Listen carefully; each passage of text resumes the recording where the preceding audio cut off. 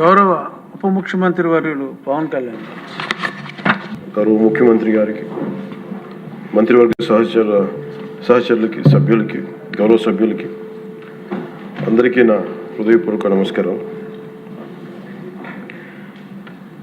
ఈ తిరుమల ఈ లడ్డు మీద జరిగిన ఈ కల్తీ ఈ డిబేట్కి సంబంధించి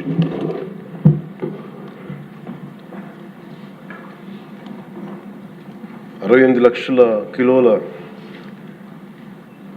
నెయ్యి అని చెప్పే ఒక కల్తీ నెయ్యిని వాడారు. దీని మీద ఫస్ట్ ఇది ఎలా బయటకు వచ్చింది? గవర్నమెంట్ ఫామ్ అయిన కొత్తలో గౌరవ ముఖ్యమంత్రి గారు ఎన్డీఏ మీటింగ్ మమ్మల్ని అందరినీ పిలిచి కండక్ట్ చేసినప్పుడు ఆ రోజు ఒక నేషనల్ డైరీ డెవలప్మెంట్ బోర్డు చేసిన రిపోర్ట్ని చదివారు. వీళ్ళు గత పాలనలో ఇది కూడా జరిగింది అనేది టీటీడీ బోర్డు వారి పాలక మండలి చేసిన ఇది కూడా జరిగింది అనేది తెలియజేశారు. అంతే, అక్కడితో అయిపోయింది అధ్యక్ష. దాన్ని అంతకు మించి ముందుకు తీసుకెళ్ళాలి. లేదంటే నేను అది విని నాకేమనిపించిందంటే ఇలాంటివి కూడా జరిగినాయా? ఎందుకంటే ఆల్రెడీ గతంలో తిరుపతికి, తిరుమలకి పైకి అంతా వెళ్ళినప్పుడు కొంత స్థానికంగా కొంత ఉన్న చెప్పింది, తిరుమలలో చెప్పింది, ఇవన్నీ కోరిలేట్ చేసుకొని కొంత ఆ ప్రసాదం కూడా క్వాలిటీ లేదని ఎలా చేశారు ఏంటో అనుకున్నాం. కానీ ఒక గబుక్కుని ఒకళ్ళ బ్లేమ్ చేయడం అనేది చాలా ఆలోచించి మాట్లాడతాం. ముఖ్యంగా పబ్లిక్ లైఫ్లో ఉన్నాం కానీ బాధ్యతగా ఉన్నాయి మా పొజిషన్. అలాంటిది అసలు ఈ నెయ్యిలో కల్తీ జరగలేదు ఇవన్నీ వాళ్ళు మాట్లాడుతుంటే దాని మీద చాలా కంప్లీట్ వివరణ ఇవ్వాల్సిన అవసరం ఉంది అనిపించింది అధ్యక్ష. ముఖ్యంగా గత ప్రభుత్వ పాలనలో ఉన్నప్పుడు ఎక్కడా కూడా దేవాలయాల మీద దాడులు జరిగినా ఇంకోటి జరిగినా ఎక్కడా కూడా మేము దోషుల్ని పట్టుకోండి అని చెప్తా వచ్చాం తప్ప ఎక్కడా కూడా మీరు చేయించారని కానీ మీరు ఉన్నారని కానీ ఎక్కడ ఎందుకంటే తక్కువ అలా కూర్చోబెట్టి ఎలా పడితే అలా మాట్లాడటానికి బాధ్యత ఉంటాం కాబట్టి అలా మాట్లాడలేము. అలాగే ఇది కూడా గౌరవ ముఖ్యమంత్రి గారు రోజు ఎన్డీఏ సభలో చెప్పినప్పుడు మాకు కూడా ఏమనిపించిందంటే దీన్ని ఎలాగా అడ్రస్ చేయాలో నాకైతే ఇంటికి వెళ్ళాక నాకు అర్థం కాలేదు. ఇలాగ యానిమల్ ఫ్యాక్ట్ కూడా కలిసి ఇది ఎన్డీడీబీలో వచ్చింది అని నేషనల్ డైరీ డెవలప్మెంట్ బోర్డు దాంట్లో. సో ఇవన్నీ కూర్చోబెట్టి మాట్లాడుతున్నప్పుడు నేను తర్వాత మార్నింగ్ నేను ట్వీట్ చేశాను అధ్యక్ష. దాని మీద ఎందుకు ట్వీట్ చేయాల్సి వచ్చిందంటే వరుసగా నన్ను ట్యాగ్ చేస్తే చాలా మెసేజ్లు వస్తూ ఉన్నాయంట. నా ఆఫీస్ నుంచి అన్ని పంపించేటప్పటికి నేను చూసాను ఏం జరిగిందంటే మీరు ఎవరు మాట్లాడరేంటి, ఇలాంటి రిపోర్ట్ ఉన్నప్పుడు కూడా మీరు ఎవరు మాట్లాడరు ఏంటంటే, అప్పుడు నా ఉద్దేశం ఏముందంటే దిగి ఈ దేవాలయాలు జరిగే ఇలాంటివన్నీ ఇవన్నీ కూర్చోబెట్టి దీనికి ఒక రక్షణ ఒక సనాతన ధర్మ రక్షణ బోర్డు లాంటివి ఉంటే బాగుంటుంది. ఎందుకంటే ఇలాంటి కూర్చోబెట్టి చాలా న్యూట్రల్గా చాలా ఆబ్జెక్టివ్గా చేయొచ్చు ఇవి అనే ఉద్దేశంతో నేను పెట్టాను అధ్యక్ష. నాకు గిల్ట్ ఎక్కడొచ్చిందంటే అరే ఇవన్నీ మనకి లాస్ట్ 2-3 ఇయర్స్ మా టెంపుల్ దగ్గర తిరుమలకి వెళ్ళినప్పుడు కూడా గౌరవ మంత్రివర్యులు మనోహర్ గారు మేము వెళ్ళినప్పుడు మా దృష్టికి చాలామంది తీసుకొచ్చారు అధ్యక్ష. మేమే 2-3 పర్యాలు మేమే మాట్లాడుకున్నాం. సో నాకు అవన్నీ గుర్తొచ్చి అరే మనకి తప్పు జరిగింది తెలిసి మనం దాన్ని సరిగ్గా తీసుకెళ్ళకపోయిన ఒక పశ్చాత్తాపంతో నేను ఒక దీక్ష చేశాను అధ్యక్ష. ఆ తర్వాత దాన్ని అందరూ అన్ని రకాలుగా తీసుకెళ్ళారు సార్, 3 పార్టీస్. అలాగే మాకు తర్వాత మొన్న గౌరవ ముఖ్యమంత్రి గారు మనకి కేశవ్ గారు మా క్యాబినెట్లో కూర్చున్నప్పుడు మా దృష్టికి తీసుకొచ్చింది అసలు ఈ నెయ్యిలో నెయ్యే లేదనేది చాలా స్పష్టంగా తెలియదు. మాకేమనిపించిందంటే ఏదైనా సరే innovation is very important in life. Innovation లేకపోతే ఈ పాటికి ఒక్కొక్కరు ఒక్కొక్కలా ఇన్నోవేట్ చేస్తారు. బట్ ఈ పర్టికులర్ ఈ గత ప్రభుత్వంలో ఉన్న వ్యక్తులు వీళ్ళు అరాచకంలో ఇన్నోవేషన్ చేశారు. వీళ్ళు కల్తీలు కూడా అంటే మామూలుగా ఒక నెయ్యి కావాలంటే పాలలో నుంచే కాకుండా రసాయనాల నుంచి కూడా తీయచ్చు, మిగతా వాటి నుంచి కూడా తీయచ్చు అని చేసి చూపించారు. దానికి సంబంధించిన కంప్లీట్ సిబిఐకి మన ఆ రిపోర్ట్ ఇచ్చినప్పుడు ఎక్కడా కూడా నెయ్యి లేకుండా వీళ్ళు నెయ్యి తయారు చేశారని చాలా స్పష్టంగా తెలియజేశారు. ఇప్పుడు మనం ఏం మాట్లాడుతున్నాం వీళ్ళందరితో అంటే ఎక్కడా కూడా ఈ సభ సాక్షిగా చెప్తున్నాను, ఇది ప్రజలకు కూడా తెలియాలి. ఎక్కడా కూడా గత ప్రభుత్వం తాలూకు హెడ్ చేసిన వ్యక్తి చేశారని ఎక్కడ కూడా నేను ప్రత్యేకించి మాట్లాడాలి. నేనేం చెప్తాను, టీటీడీ పాలక మండలి బాధ్యత ఇది. మీరు కూర్చోబెట్టి మీరు బాధ్యత తీసుకొని వాళ్ళ పార్టీ ఆ ప్రభుత్వం స్థాపించినప్పుడు వాళ్ళ నియమించిన పాలక మండలి వాళ్ళు చేసిన తప్పులకి సింపుల్ ఏం చేయాలి అధ్యక్ష, ఒక ఇంటర్వ్యూలో కూడా నన్ను అడిగితే నేనేం చెప్పానంటే, you mean to say you going to blame the person who headed the last government అంటే, my intention is not that. My intention is always to say that who did this, who are the perpetrators. A perpetrators is more or less they are the TTD board. Let them be accountable for that. ఎక్కడా కూడా నేను ఈ వ్యక్తి గురించి మేము మాట్లాడలేదు, ఎందుకంటే డైరెక్ట్గా ఇన్వాల్వ్మెంట్ ఉందని మనం చెప్పట్లేదు అది, ఎందుకంటే వాళ్ళు నియమించిన బోర్డు ఇది. కానీ వాళ్ళు ఏం చేస్తున్నారు, అక్కడ కూర్చోబెట్టి ఎక్కడా కూడా సింపుల్గా ఏం చేయాలి దీక్ష, నిజంగా నేనేం చెప్పాను ఆ ఇంటర్వ్యూలో కూడా, ఆయనే తప్పు, నాకు సంబంధం లేదు, మేము పలానా టీటీడీ బోర్డు చేసింది ఇది, ఆ టీటీడీ బోర్డు మీద మీరు నిష్పక్షపాతంగా ఒక కమిటీ వేయండి, ఆ దోషులు శిక్ష పడేలా చేయండి, వాట్ ఎవర్ దాని అవుట్కమ్ ఏముంటుందో దాన్ని బయట పెట్టండి, ఇంత సింపుల్గా తేల్చేయచ్చు. వాళ్ళు వెనకెందుకు వేసుకొస్తున్నారు నాకు ఈ రోజుకి నాకు అర్థం కాదు. ఈ రోజుకి వెనకేసుకు రావాల్సిన అవసరం లేదు. వెరీ క్లియర్ కట్ రిపోర్ట్ ఇచ్చింది. ఇందులో కంప్లీట్గా అసలు నెయ్యి లేకుండా వీళ్ళు నెయ్యి తయారు చేశారు కనుక, రసాయనాలతోటి పామ్ ఆయిల్ తోటి వీటన్నిటితో బేస్ చేసుకొని నెయ్యి లేకుండా నెయ్యి తయారు చేశారు. It's very clear cut, it's evident.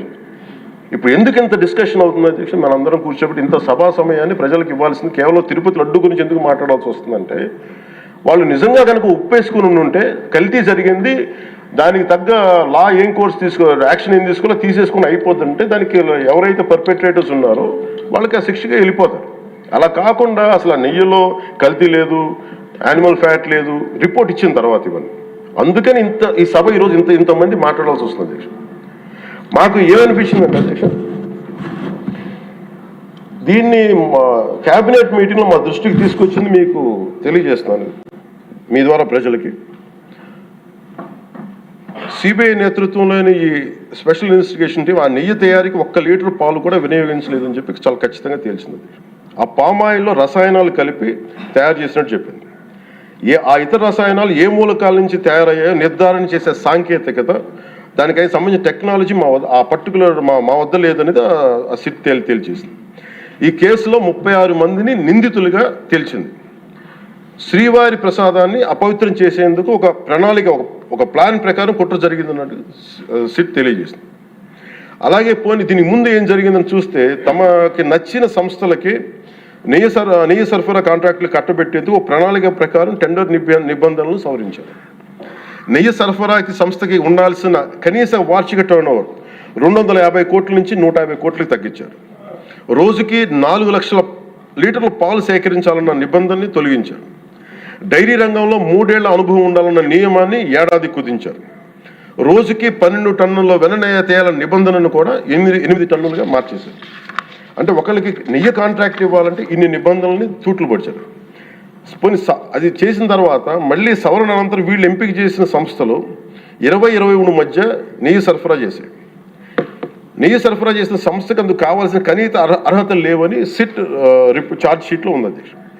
వీరు నెయ్యి సరఫరాగా ఎంచుకున్న సంస్థలు బోలేబాబా అని కానీ దానికి అనుబంధ సంస్థలు మాల్గంగా, వైష్ణవి డైరీలు 1 లీటర్ కూడా నెయ్యిని పాల నుంచి తయారు చేయాలని స్పష్టంగా చెప్పారు.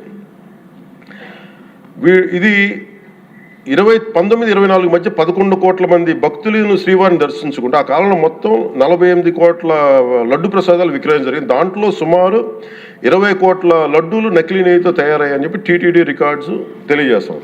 ఆ 11 కోట్ల మందికి రసాయనాలతో నిండిన మన లడ్డూలు పంపించారు. అలాగే ఇందులో 1,00,000 లడ్డూలు కూడా అయోధ్య రామ మందిర ప్రారంభోత్సవానికి పంపిణీ చేశారు. నేను మొన్న మన క్యాబినెట్లో మన గౌరవ ముఖ్యమంత్రి గారు మేమందరం కూర్చొని మాట్లాడుతున్నప్పుడు నాకు పర్సనల్గా మెసేజ్లు ఏంటంటే, అమరావతి మన ఈ అయోధ్యకి పంపిన లడ్డూలు ఈ లడ్డూలు కాదు, ఇవి వేరే లడ్డూలు. అలా ఎలా తేడా చెప్తారు వీళ్ళు? దానికోసం ప్రత్యేకంగా అంటే అక్కడ నిబంధనలు ఎక్కడా కూడా మీరు నెయ్యి మేము పలానోళ్ళు కొన్నారు మాకు డీటెయిల్స్ ఇస్తా ఉన్నారు. నేను సభాముఖంగా ఎందుకు వాళ్ళకి పేర్లు ప్రస్తావించారు, అది చెప్పిన వ్యక్తులు కానీ వీళ్ళు కానీ. నేను అడిగింది ఏంటంటే ఓకే, మీకు దాని మీద ఆధారాలు ఏమున్నాయి, మీరు ఈ లాటే పంపించారు అయోధ్యకి అనేది మీకు ఏముంటే ఎక్కడ ఏం లేదు, అన్ని గాల్లో మాట్లాడుతున్నారు వీళ్ళందరూ. ఇప్పుడు మేము ప్రత్యేకించి మేము అడుగుతుంది ఏంటంటే దీనికి సంబంధించి కంప్లీట్ పాలక మండలి బోర్డు, టీటీడీ పాలక మండలి board, they have to take responsibility. వాళ్ళని ఒక గత ప్రభుత్వాన్ని నడిపిన ముఖ్యుడైన వ్యక్తి వాళ్ళని వెనకేసుకొస్తున్నారంటే అందులో కూడా మీకు కూడా బాధ్యత తీసుకోవాల్సి వస్తుంది. అందుకని సభాముఖంగా మేము అందరికీ ఏం చెప్తున్నామంటే let the law take its own course. ఎవరైతే దోషులు ఉన్నారో వాళ్ళకి శిక్ష పడాల్సిందే. మా ఉద్దేశం ఒకటే అధ్యక్ష, ప్రాబ్లం ఎక్కడ ఉంది అంటే ఇందులో మనందరం కూడా ఇందాక మన గౌరవ సభ్యులు మాట్లాడతా, నెల్లూరుకు సంబంధించి సోమిరెడ్డి గారు మాట్లాడతా దర్గా కానీ మన కస్మూర్ దర్గా గురించి వీటన్నిటి మాట్లాడుతూ ఉంటే బేసిక్గా నేను కూడా నెల్లూరులో పెరిగాను కాబట్టి నేను అర్థం చేసుకోగలను. అది ఎక్కడా కూడా వేరే మతాలను కించపరచడం అనేది తెలియదు అది ఈ దేశం. అందుకే ఈ దేశం ఇలా ఉండేది కాదు. అలాంటి దేశం సాంప్రదాయాలని వీళ్ళు కూర్చోబెట్టి కల్తీ జరిగిందంటే వెరీ సింపుల్గా ఏం చేయాలి, అడల్ట్రేషన్ జరిగింది, మేము కూర్చోబెట్టి దీన్ని కరెక్ట్ చేసుకుని మీరు కరెక్ట్ చేయండి, మేము మీకు మద్దతు ఇస్తాం, ఇంతే చెప్పాలి అధ్యక్ష. అంతేగాని దాన్ని వెనకేసుకు వస్తున్నారు అంటే ఒకటి క్లియర్ కట్ రిపోర్ట్ ఉంది, అందులో నెయ్యి లేదనేది, అందులో రసాయనాలు ఉన్నాయని క్లియర్ కట్ చెప్పింది. ఈ రసాయనాల్లో ఏమున్నాయి అనేది అది పెరుమాళకి ఎరుగదు, ఆయనే కూర్చొని చేయాలి. ఒక రిపోర్ట్ ఏమో మాకు ఎన్డీడీబీ రిపోర్ట్ ఏమో దాంట్లో ఖచ్చితంగా ఈ జంతు సంబంధించిన అవశేషాలు ఉన్నాయి అనేది చాలా స్పష్టంగా చెప్పారు. అది ప్రాపర్ ఆథరైజ్డ్ బోర్డు. ఇప్పుడు వీళ్ళేమో కూర్చొని అది కూడా మాట్లాడలేదు. Very clear cut as on today special మన సిబిఐ ఇచ్చిన మన ఛార్జ్ షీట్ ప్రకారం ఆ నెయ్యి కాదు, ఇది పామాయిల్తో పాటు రసాయనాలు కలిపింది. దీన్ని కూర్చోబెట్టి వాళ్ళు ఇంత మాట్లాడుతున్నారంటే ఇది ఖచ్చితంగా ప్రజల మధ్యకి వెళ్ళాలి. దీని నుంచి లబ్ధి పొందేది ఏం లేదు ఇక్కడ. కానీ ఇది ఏంటంటే ఇది ధర్మానికి సంబంధించిన విషయం అధ్యక్ష. ఇదే ఇష్యూ కనుక, ఇదే సమస్య కనుక ఏ ఒక్క మతానికి జరుగుంటే, హిందూ ధర్మానికి కాకుండా, వెంకటేశ్వర స్వామి వారికి కాకుండా ఇంకెవరికి జరిగినా కానీ ఈ దేశం గగ్గులైపోయింది, ప్రపంచం అంతా గగ్గులు పెట్టేసేవాడు. సమస్య ఏముందంటే ఇది ప్రతి ఒక్క హిందూ కూడా ఆలోచించాల్సిందే. ఎందుకంటే ప్రతి హిందూకి బై నేచర్ మా ఇంట్లో కానీ ఎవరు ఇందాక మన సోమిరెడ్డి గారు చెప్పినట్టుగా మీరు దర్గాకి ఏదంతా చూస్తే మేము దర్గాలు చిన్నప్పుడు మేము స్కూల్లో ఉన్నప్పుడు అక్కడ రొట్టెలు పండుగ దర్గా మెట్లు వెళ్ళి మేము కూర్చోబెట్టి అక్కడ ఇర్రెస్పెక్ట్ హిందూస్ ఇది ముస్లిం ఫెయిత్ అనుకోకుండా వెళ్ళి కూర్చోబెట్టి అందరూ గౌరవించి దాన్ని ఈ రోజుకి వెళ్తారు హిందువులందరూ. సో ఈ దేశ మూల సంస్కృతి మన ఇస్లాంని గౌరవించేది, క్రిస్టియానిటీని గౌరవించేది, సకల మతాల్ని గౌరవించేది. అలాంటిది హిందూ ధర్మానికి సంబంధించిన 7 కొండల వాడు కలియుగ వెంకటేశ్వరుడు దైవం అనడానికి చాలా క్లియర్ కట్ ఉంది అది. ఎందుకంటే కలియుగంలో జరిగింది ఆయనే, దీనికి ఆధార పురుషుడు, ఆయన మూల పురుషుడు. అలాంటి ఆయనకి పెట్టే ప్రసాదానికి ఇంత అపవిత్రం చేసిన తర్వాత వీళ్ళు ఏమి కూర్చొని దాన్ని తప్పు లేకుండా లేదన్నట్టుగా మాట్లాడుతుంటే వీళ్ళకి నాకు ఏం మాట్లాడాలో తెలియదు. దీనికి ఒక్కటి కూడా ప్రజలకు తెలియజేయాల్సింది ఏంటంటే అధ్యక్ష, ఇదే వేరే ఇస్లాంకి జరిగిన, క్రిస్టియానిటీకి జరిగిన, జీసస్ క్రైస్ట్కి జరిగిన, మహమ్మద్ ప్రవక్తకి జరిగిన, అల్లాకి జరిగిన ఇలా ఉండేది కదా అధ్యక్ష. వాళ్ళు ఆ రోజు మన కౌన్సిల్లో కూడా అలా పటాలు తీసుకొచ్చేవాళ్ళు వేరే ఏ దేవత అయితే. బికాజ్ ఇది హిందువులు కాబట్టి వీళ్ళ కులాలతో ముక్కలుగా అయిపోయి ఉంటారు కాబట్టి, హిందువులు తమ మతాలను ఎడాపెడా వీళ్ళు జోకులు వేసుకోగలరు కాబట్టి దీనికి సీరియస్నెస్ లేదు అధ్యక్ష. Before blaming anybody else, every Hindu has to take a responsibility for this, every Hindu. ఎందుకంటే మన ఇస్లాంని మనం ఎందుకంత కూర్చోబెట్టేంత వాళ్ళు గౌరవించే విధానం చూస్తే నిజంగా మనం హిందూ ధర్మాన్ని పాటిస్తే మనం గౌరవించుకోలేమో అనిపిస్తుంది మనకి. అది మిగతా మతాలను చూసి నేర్చుకోవాలి అధ్యక్ష. వీళ్ళకి ఏముంది, వీళ్ళు ఇంత మాట్లాడుతున్నారు తిరుపతి లడ్డు మీద. నిజంగా వీళ్ళు కనుక మాట్లాడితే అదే వేరే మతం గురించి ఎందుకు మాట్లాడరంటే ఓట్లు పోతాయి అధ్యక్ష. హిందువుల ఓట్లు చాలా ఈజీగా ముక్కలు కులాలను చేసి పెట్టేసి పోతాయి. ఆ వెంకటేశ్వరం కాబట్టి శివుడు ఉంటాడు, శివుడు కాబట్టి అమ్మవారు ఉంటాడు, ఈజీ వాళ్ళకి. ఈ నైజం జనాల్లో మారినంత కాలం ఇలాంటివి జరుగుతూనే ఉంటుంది అధ్యక్ష. వీళ్ళు ఇలాగే మాట్లాడుతూనే ఉంటారు. ఇది లోపల నుంచి మనందరం కదలాలి. ఇర్రెస్పెక్ట్ ఆఫ్ పార్టీస్. నేను వైసీపీలో ఇప్పుడు రాని వైసీపీ నాయకులు కూడా అడుగుతున్నాను, వాళ్ళ పద్ధతిదారులు కూడా చెప్తున్నాను ఈ సభాముఖం. మీరు ఎవరన్నా సరే రేపొద్దున నుంచి మీరు వెళ్ళి తిరుమలలో వెంకటేశ్వర స్వామిని దర్శించుకున్నప్పుడు, ఆ నిలువెత్తు స్వామివారిని చూసినప్పుడు మీకు గిల్ట్ కలగకపోతే మీరు చూడండి. ఎందుకంటే ఆయన కళ్ళలోకి చూసినప్పుడు మీరు ఇన్ని తప్పులు చేసేవాళ్ళు మేము వెనకేసుకొస్తున్నామని ఎవరన్నా మాట్లాడితే ఆ పాపం వాళ్ళకే కాదు, వాళ్ళకు కూడా చుట్టుకుంటుంది. ఇది ఖచ్చితంగా దీన్ని ఎక్కడో చోట దీనికి ఒక లాజికల్ కన్క్లూజన్ అయితే పట్టుకెళ్ళదు. దోషులకి శిక్ష పడాల్సింది. ఎందుకంటే ఇది ఇక్కడతో ఆగకపోతే ఇది ఒక పరంపర అయిపోతుంది. అందుకని మేము ఖచ్చితంగా I'm committed to get this, who are are the perpetrator, they should be punished. They should be punished. అలాగే ఒక ముగింపు 2 వాక్యాలు చెప్పి నేను మాకు చెప్పి ముగిస్తాను. మొన్న మధ్య నేను ఆముక్తమాల్య చదువుతున్నప్పుడు 218వ పద్యం, దాంట్లో ఆయన చెప్పింది ప్రత్యేకించి దేవాలయాల మీద డబ్బుల్ని ఎలా అంటే రాజుకి కర్తవ్యాన్ని ఉపదేశించే పద్యం. ఆయితికానికి ఇవ్వకు మమరాలయ ముఖ్యము, అతడు అర్థతృష్ణాయుతుడై నిజోర్వియగు నష్టికి ఆ ధనమును తరల్చి రాజు ఆయతనమునకు చేర్చు, మరి అట్టిది ఆపత్యము కాన ఒంటిగాడే అధికారి కావలయ ఇంచుకు తిన్నను వాడే రూపురం. మనకు తెలిసిన మహా గొప్ప పరిపాలకులు కృష్ణదేవరాయలు రాసిన అముక్తమాల్యదలోనిది ఈ పద్యం. దేవుడి సేవలో ఎలాంటి వారిని నియమించాలో రాజుకు కర్తవ్యాన్ని ఉపదేశించే పద్యం. రాజు కోసం వసూలు చేసేవాడికి దేవాలయంపై అధికారం ఇవ్వద్దు. అలాంటి వాడు డబ్బు మీద ఆశతో రాజ్యానికి వసూళ్లలో నష్టం వచ్చినప్పుడల్లా దేవుడది ధనాన్ని తరలించి రాజు ఖజానాకు చేర్చేస్తూ ఉంటాడు. అలాంటిది తప్పుడు పని కాబట్టి ఎలాంటి మమకారాలు లేని ఒంటరి వాడే ఆలయానికి అధికారిగా ఉండాలి. ఒకవేళ వాడు దేవుడి సొత్తు తిన్నప్పటికీ ఆ పాపానికి వాడే నాశనం అవుతాడు. కానీ ఆ డబ్బు తెచ్చి రాజుకి చేర్చడం వల్ల ఆ రాజ్యమే నాశనం అవుతుంది అని చెప్తుంది అధ్యక్ష పద్యం.